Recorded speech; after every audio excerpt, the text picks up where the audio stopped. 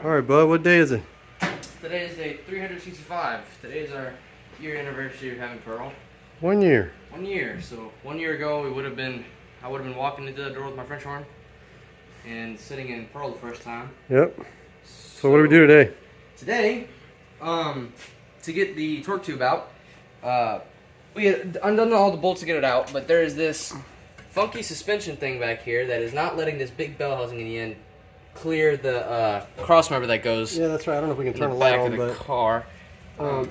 the torque tube, the bell housing on the end of the torque tube, doesn't clear that support bar, and then even then you've got this spare tire to get. So when you look in Clark's garage, they say, well, you need to this whole rear suspension torsion bar, swing, you know, like the spring bar.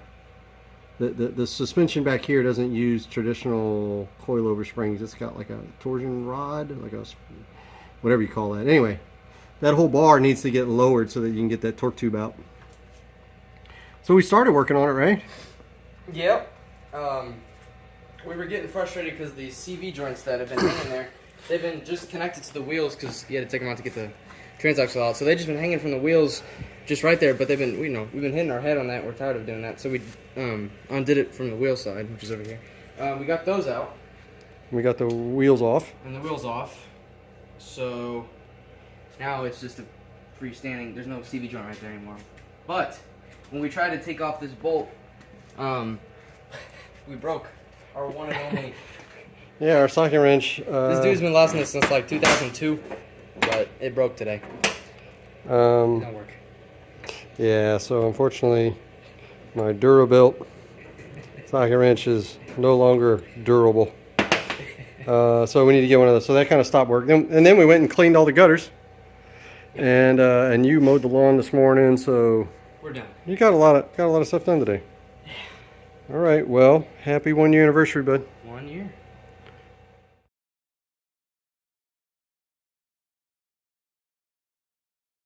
All right, Charlie. What day is it? 415.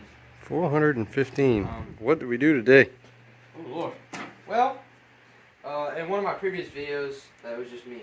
I was talking about how we were trying to drop this suspension to get the torque tube out, and we had got one big bolt that goes through the body right here, through this big piece, and then to the other side. And I got that bolt out, and on the other side, I couldn't get it out. I used every extension we have. I used every breaker bar we have. I used the air impact gun, but I didn't think to use our impacts like electric impact.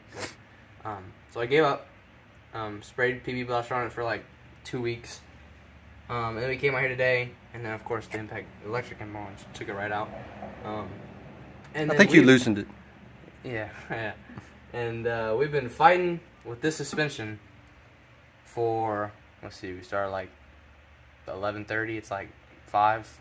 So to get this thing out right here.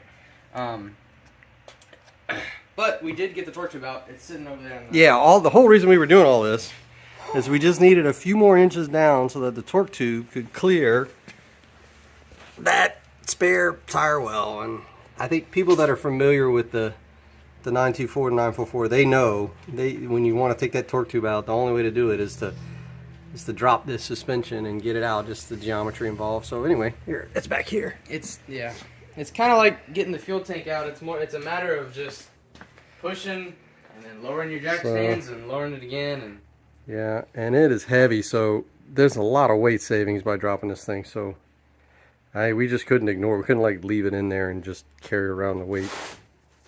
So it's really heavy, but hey, we got it out. Yep. And so good job, man. We had to angle grinder it out at one point, and yeah, there's some mounts under there that are for the muffler, to hang the muffler, and it was like getting stuck on some of just like the body frame. So we tried to get the impact drill and take the bolt out, but it stripped. So we ended up, well, first we tried to saw it out, but we ended up cutting off the exhaust the hanger. We got tired of it, so that was fun. But after 6 hours and a few weeks ago, we got a few curse words. There were a few curse words thrown around. Yep. but we got it out, so that's good. Future steps are finishing the brakes, getting all that stuff put back on. I cleaned the driver's side, the passenger side. I've done like kind of like a step 1 on, but I still have to come in and dry sand and finish those and get the tires on and take it outside, clean the bottom, and we'll start. We still need to prime and paint them. Yeah, and do the rebuild kit. Yeah. But clean the bottom, and then we'll start making models of these battery shells, so we can start seeing where things fit.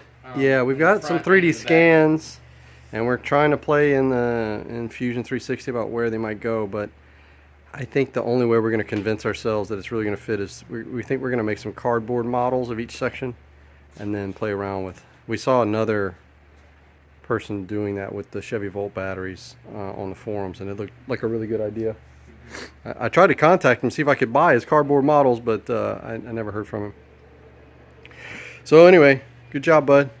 Way to stick with it.